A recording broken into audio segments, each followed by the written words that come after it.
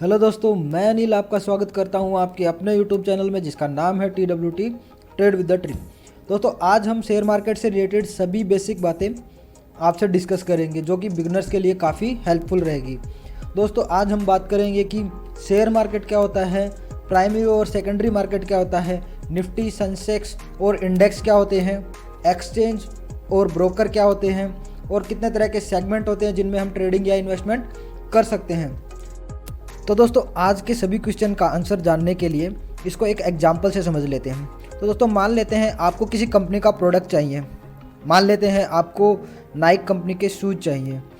तो दोस्तों, वह शूज़ आपके पास कैसे आएंगे?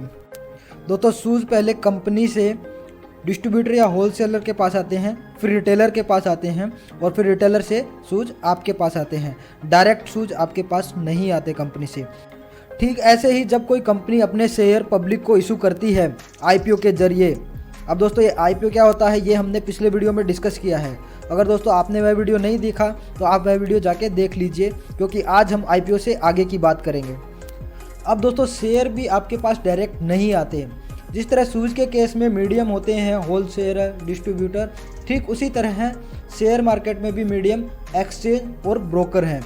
एक्सचेंज और ब्रोकर के थ्रू शेयर आपके पास आते हैं। तो दोस्तों, शूज़ के केस में शूज़ आपके पास आए, आपने शूज़ को यूज़ किया, बात ख़त्म। बट दोस्तों, शेयर ना तो कोई यूज़ करने की चीज़ है ना ही कोई खाने की। हम शेयर इसलिए लेते हैं ताकि हम उसे बेचकर प्रॉफिट कर सकें। अब तक दोस्तों शेयर आपके पास आए डायरेक्ट कंपनी से IPO के जरिए। तो दोस्तों, IPO में आप शेयर लॉट में मिलते हैं। आप एक या दो शेयर अपनी मर्जी से नहीं ले सकते। तो दोस्तों, आपके पास जो डायरेक्ट कंपनी से शेयर आते हैं IPO के थ्रू, इसको बोलते हैं प्राइमरी मार्केट। प्राइमरी मार्केट में आप शेयर को बेच नहीं सकते, आप शेयर को सेकेंडरी मार्केट में बेच सकते हैं। सेकेंडरी मार्केट मतलब जब पब्लिक आपस में ही एक दूसरे को शेयर खरीदे या बेचे एक्सचेंज के थ्रू, उसको बोलते हैं सेकेंडरी मार्केट। इसमें कंपनी का कोई लेना देना नहीं होता है। तो दोस्तों, अब आपको पता चल गया प्राइमरी और सेकेंडरी मार्केट क्या होता है, शेयर किस मीडियम से होता हुआ कंपनी से पब्लिक के पास आता है। अब स्टेप बाय स्टेप सभी स्टेज को डिस्कस कर लेते हैं। तो दोस्तों, इसकी शुरुआत होती है जब कोई कंपनी अपना IPO लाती है। कंपनी अपना IPO कैसे लाती है वो हमने पिछले वीडियो में जान लिया। अब दोस्तों, कंपनी को IPO अपना लाने के लिए स्टॉक मार्केट में लिस्ट होना पड़ता है। अब ये वर्ड आया स्टॉक मार्केट। स्टॉक मार्केट का मतलब जहाँ पे स्टॉक्स को खरीदा या बेचा जाता है। अब दोस्तों, कंपनी के IPO कंपनी एक्सचेंज को दे देती है। कंपनी के अकाउंट से शेयर माइनस होके एक्सचेंज के पास आ जाते हैं। अब ये एक्सचेंज क्या होता है दोस्तों? दोस्तों, ये एक्सचेंज एक मीडियम होता है स्टॉक को खरीदने और बेचने के लिए। ठीक इसी तरह जिस तरह आप ऑनलाइन कोई सामान मंगाते हो, फ्लिपकार्ट और अमेजोन मीडियम होते हैं। इंडिया में 2 मेन स्टॉक एक्सचेंज हैं, और भी स्टेट वाइज एक्सचेंज हैं, बट मेन 2 स्टॉक एक्सचेंज हैं। पहली नेशनल स्टॉक एक्सचेंज NSE, दूसरी बॉम्बे स्टॉक एक्सचेंज BSE।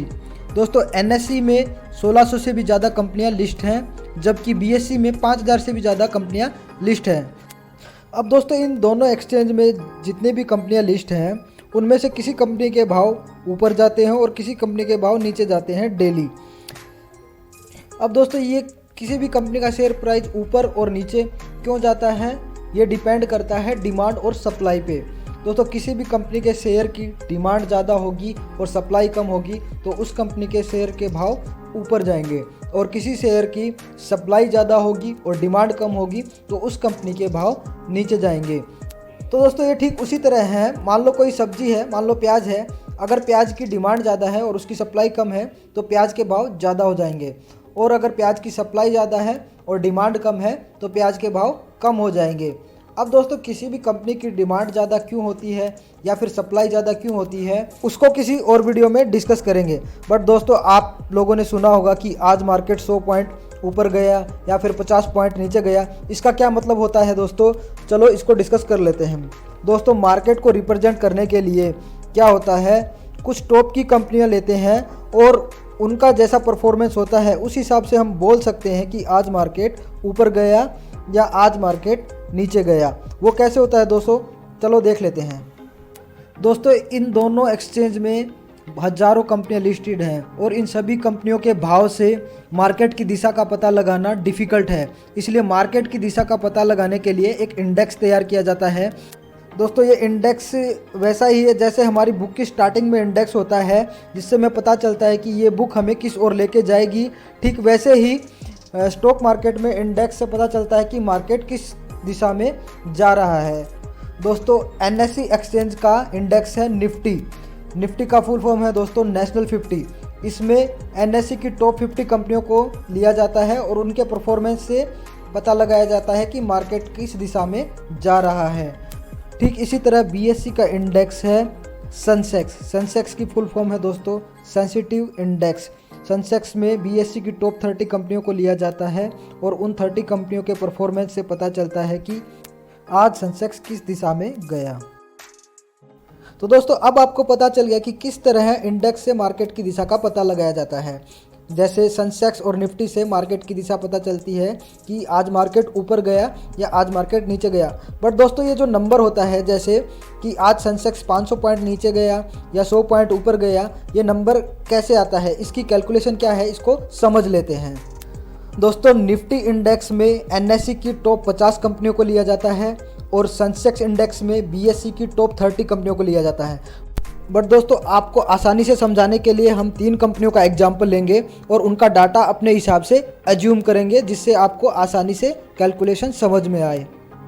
तो दोस्तों मान लेते हैं 3 कंपनियां हैं, कंपनी A, कंपनी B और कंपनी C। दोस्तों मान लेते हैं कंपनी A के पास टोटल 100 शेयर हैं, कंपनी B के पास टोटल 50 शेयर हैं और कंपनी C के पास टोटल 150 शेयर हैं।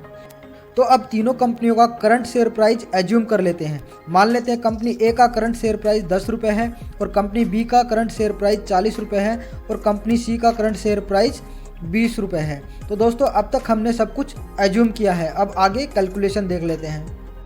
तो अब दोस्तों तीनों कंपनियों की मार्केट कैपिटलाइजेशन निकालनी होगी।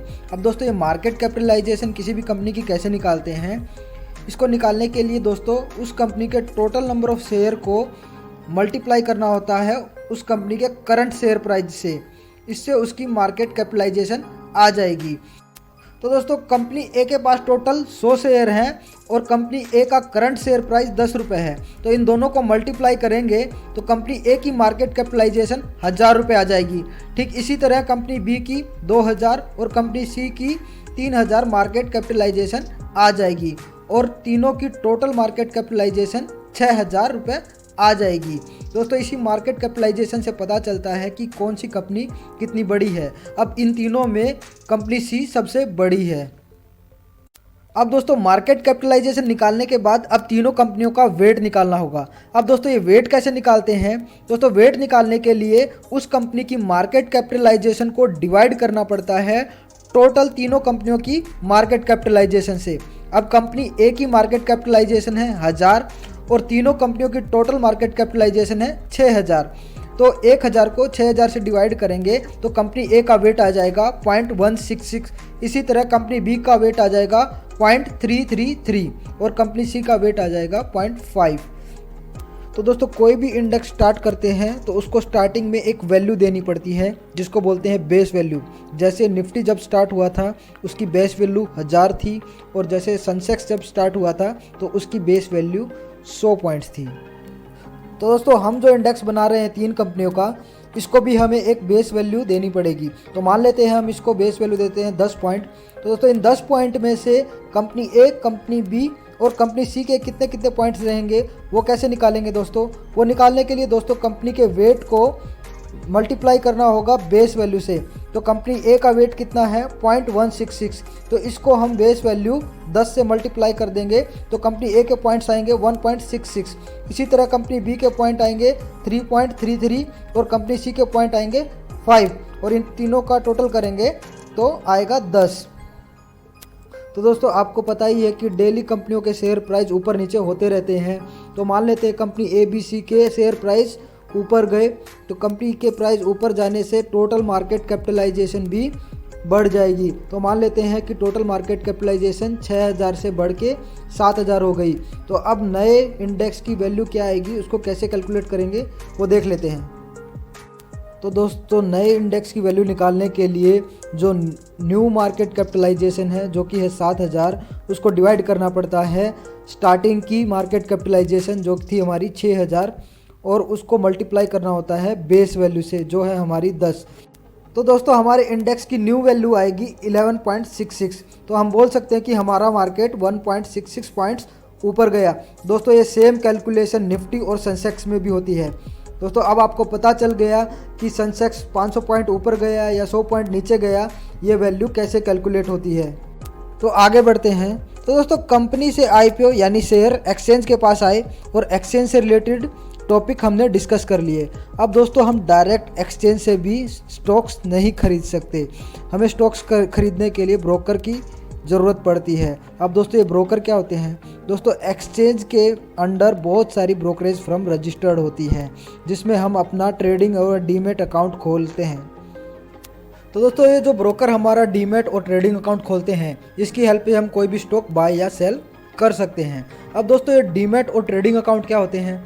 दोस्तों ट्रेडिंग अकाउंट वो होता है जिसकी हेल्प से हम कोई भी शेयर बाय या सेल कर सकते हैं। अब दोस्तों मान लेते हैं हम कोई शेयर बाय करते हैं। अब दोस्तों वो शेयर स्टोर कहाँ होगा? दोस्तों वो शेयर स्टोर होगा आपके डीमेट अकाउंट में। अगर दोस्तों आपके पास डीमेट अकाउंट नहीं होगा तो आप शेयर को स्टोर नहीं कर सकते, और अगर आपके पास ट्रेडिंग अकाउंट नहीं होगा तो आप शेयर को बाय और सेल नहीं कर सकते। तो दोस्तों ये ठीक वैसा ही है। मान लो आप किसी पेट्रोल पंप पे गए पेट्रोल खरीदने, और ना ही आपके पास कोई गाड़ी है और ना ही कोई बर्तन है पेट्रोल स्टोर करने के लिए। तो आप दोस्तों पेट्रोल खरीद तो सकते हो बट आप पेट्रोल स्टोर नहीं कर सकते, क्योंकि आपके पास स्टोर करने के लिए कुछ भी नहीं। ठीक ऐसे ही दोस्तों आप ट्रेडिंग अकाउंट से शेयर को बाय और सेल कर सकते हो, बट दोस्तों जो बाय किए गए शेयर को होल्ड करने के लिए आपको डीमेट अकाउंट की ज़रूरत पड़ती है। तो दोस्तों आपको शेयर को बाय और सेल करने के लिए दोनों अकाउंट की ज़रूरत होती है, ट्रेडिंग अकाउंट की भी और डीमेट अकाउंट की भी। दोस्तों ये ट्रेडिंग अकाउंट ब्रोकर का होता है जिस भी ब्रोकर से आप अकाउंट खुलवाते हो, बट दोस्तों ये डीमेट अकाउंट आपका खुलता है डिपॉजिटरी में। अब दोस्तों इंडिया में 2 डिपॉजिटरी हैं, एक NSDL और दूसरी CDSL। अब दोस्तों ये अकाउंट आपका खुलवा के देता है ब्रोकर। ठीक वैसे ही दोस्तों जैसे आपका सेविंग अकाउंट बैंक में खुलता है, वैसे ही इन दोनों में से किसी एक डिपॉजिटरी में आपका डीमेट अकाउंट खुलता है। आपका डीमेट अकाउंट खुलता है डिपॉजिटरी में ब्रोकर के थ्रू, इसलिए ब्रोकर को DP यानी डिपॉजिटरी पार्टिसिपेंट भी कहते हैं। तो दोस्तों क्योंकि आपका डीमेट अकाउंट डिपॉजिटरी में खुलता है, तो कल को आपका ब्रोकर बैंकक्रप्ट हो जाता है या भाग जाता है तो आपके खरीदे गए शेयर एकदम सेफ रहेंगे। आप दूसरे ब्रोकर से ट्रेडिंग अकाउंट खुलवा के पुराने वाले डीमेट अकाउंट को उससे लिंक करा सकते हैं। तो दोस्तों ये ब्रोकरेज फर्म 3 टाइप की होती हैं। Number 1 full service broker, number 2 discount broker और नंबर 3 बैंक। एक एक करके डिस्कस कर लेते हैं दोस्तों पहला है फुल सर्विस ब्रोकर। दोस्तों ये फुल सर्विस ब्रोकर आपको कुछ एक्स्ट्रा सर्विस देते हैं, जैसे कि ऑन कॉल सपोर्ट। दोस्तों अगर आपको कोई क्वेरी होती है तो ये आपको एक रिलेशनशिप मैनेजर अपॉइंट करके देते हैं, जिससे आप कॉल करके अपने इशू सॉल्व कर सकते हो। नंबर 2 दोस्तों कॉल एंड ट्रेड सर्विस। दोस्तों इसमें क्या है, अगर आप बिजी हो और आपको कोई शेयर बाय या सेल करना है तो आप कॉल करके इन ब्रोकर को बोल सकते हो, तो ये आपके बिहाफ में आपके लिए शेयर बाय या सेल कर देंगे। ये फैसिलिटी दोस्तों ये फ्री में देते हैं। नंबर 3 है दोस्तों फुल सर्विस ब्रोकर आपको टिप्स देते हैं कि आपको कौन सा स्टॉक खरीदना चाहिए, कौन सा स्टॉक नहीं खरीदना चाहिए। दोस्तों ये फुल सर्विस ब्रोकर इतनी सारी सर्विस देते हैं, इसके लिए इनके ब्रोकरेज चार्ज ज़्यादा होते हैं। कुछ मेन फुल सर्विस ब्रोकर के नाम बता देता हूँ, जैसे एंजल ब्रोकिंग, मोतीलाल ओसवाल और शेर खान। दूसरा है दोस्तों discount broker.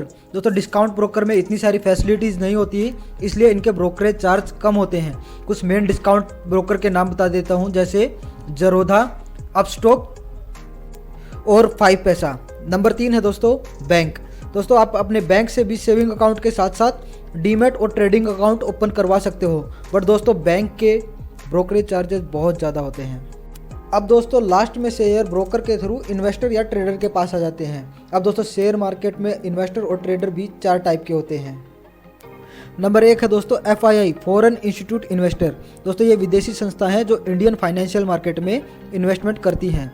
Number 2 DII domestic institution investor. दोस्तों ये भारतीय संस्था हैं जो इंडियन फाइनेंशियल मार्केट में इन्वेस्टमेंट करती हैं, जैसे म्यूचुअल फंड। दोस्तों नंबर 3 है प्रो। इनको दोस्तों HNI हाई नेटवर्थ इंडिविजुअल भी कहा जाता है। दोस्तों ये बहुत बड़े बड़े ट्रेडर होते हैं, इनका इन्वेस्टमेंट करोड़ों में होता है। नंबर 4 दोस्तों रिटेलर। रिटेलर आपके और मेरे जैसे इंडिविजुअल जो शेयर मार्केट में ट्रेडिंग या इन्वेस्टमेंट करते हैं। अब दोस्तों आपने 2 वर्ड सुने होंगे, एक ट्रेडिंग और दूसरा इन्वेस्टमेंट। इन दोनों वर्ड का मतलब समझ लेते हैं। दोस्तों ट्रेडिंग में शॉर्ट टाइम के लिए स्टॉक को होल्ड करके प्रॉफिट किया जाता है। दोस्तों ये टाइम कुछ सेकंड से लेके कुछ दिनों तक का हो सकता है। शॉर्ट टाइम में प्राइस में हुई फ्लक्चुएशन से ट्रेडर अपना प्रॉफिट करते हैं। दोस्तों ये ट्रेडिंग 3 टाइप की होती है। नंबर 1 स्कैल्पिंग, दूसरा इंट्राडे ट्रेडिंग और तीसरा स्विंग ट्रेडिंग। दोस्तों स्कैल्पिंग में कुछ सेकंड से लेके कुछ मिनटों तक अपनी पोजीशन को होल्ड करके प्रॉफिट किया जाता है। दूसरा है दोस्तों इंट्राडे। इंट्राडे ट्रेडिंग में दोस्तों ट्रेडर अपनी पोजीशन को एक दिन से ज़्यादा होल्ड नहीं कर सकता, सेम डे अपनी पोजीशन को क्लोज करना होता है। तीसरा है दोस्तों स्विंग ट्रेडिंग। स्विंग ट्रेडिंग में ट्रेडर अपनी पोजीशन को कुछ दिनों से लेके 1-2 हफ्ते तक होल्ड करते हैं। दोस्तों ट्रेडिंग में रिटर्न ज़्यादा मिलता है तो ट्रेडिंग में रिस्क भी ज़्यादा होता है। दूसरा, अगर आपको ट्रेडर बनना है तो आपको मार्केट को बहुत सारा टाइम भी देना होगा। दोस्तों ट्रेडिंग की और इन्वेस्टमेंट की क्रिकेट मैच से कंपेयर किया जाए तो ट्रेडिंग वनडे मैच की तरह है, दूसरी ओर इन्वेस्टमेंट टेस्ट मैच की तरह है। दोस्तों इन्वेस्टमेंट में इन्वेस्टर अपने स्टॉक को लंबे समय तक होल्ड करके प्रॉफिट करता है। दोस्तों इन्वेस्टमेंट में रिटर्न कम मिलता है तो उसमें रिस्क भी कम है और आप थोड़ा बहुत टाइम दे के भी इन्वेस्टमेंट स्टार्ट कर सकते हो। दोस्तों अब नेक्स्ट क्वेश्चन आता है कि कितने तरह के सेगमेंट हैं शेयर मार्केट में जिनमें हम ट्रेडिंग या इन्वेस्टमेंट कर सकते हैं। दोस्तों शेयर मार्केट में 3 तरह के सेगमेंट हैं। नंबर 1 इक्विटी, दूसरा कमोडिटी और तीसरा करेंसी।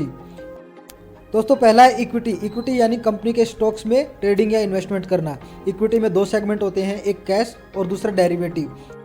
दोस्तों ये डेरिवेटिव जो सेगमेंट है ये शेयर मार्केट का सबसे रिस्की सेगमेंट है। यही वो सेगमेंट है दोस्तों जहां ट्रेडर दिन के लाखों कमाते हैं और लाखों का लॉस भी करते हैं। दूसरा है दोस्तों हमारा कमोडिटी। कमोडिटी यानी गोल्ड, सिल्वर, नेचुरल गैसेस में इन्वेस्टमेंट करना। और तीसरा है हमारा दोस्तों करेंसी। करेंसी यानी किसी भी देश की करेंसी में इन्वेस्टमेंट करना। दोस्तों इन सेगमेंट्स के बारे में डिटेल में किसी और वीडियो में बात करेंगे। अब एक लास्ट चीज़ और दोस्तों शेयर मार्केट का रेगुलेटर होता है सेबी। जिस तरह सभी बैंकों का रेगुलेटर होता है RBI, उस तरह शेयर मार्केट का रेगुलेटर है सेबी। सेबी यानी the securities and exchange board of India. दोस्तों सेबी शेयर मार्केट में इन्वॉल्व सभी पे अपनी नज़र रखता है। कंपनी, एक्सचेंज, ब्रोकर और इन्वेस्टर सभी पे अपनी नज़र रखता है ताकि कोई भी अपने फ़ायदे के लिए शेयर मार्केट का गलत इस्तेमाल न कर सके और छोटे निवेशकों के हित की रक्षा करता है सेबी। दोस्तों आशा करता हूँ आपको वीडियो पसंद आया होगा। अगर वीडियो पसंद आया तो हमारे चैनल को लाइक, शेयर और सब्सक्राइब कर देना। और वीडियो से रिलेटेड कोई भी क्वेश्चन है तो कमेंट बॉक्स में हमें कमेंट कर देना। तो दोस्तों थैंक यू, मिलते हैं नेक्स्ट वीडियो में।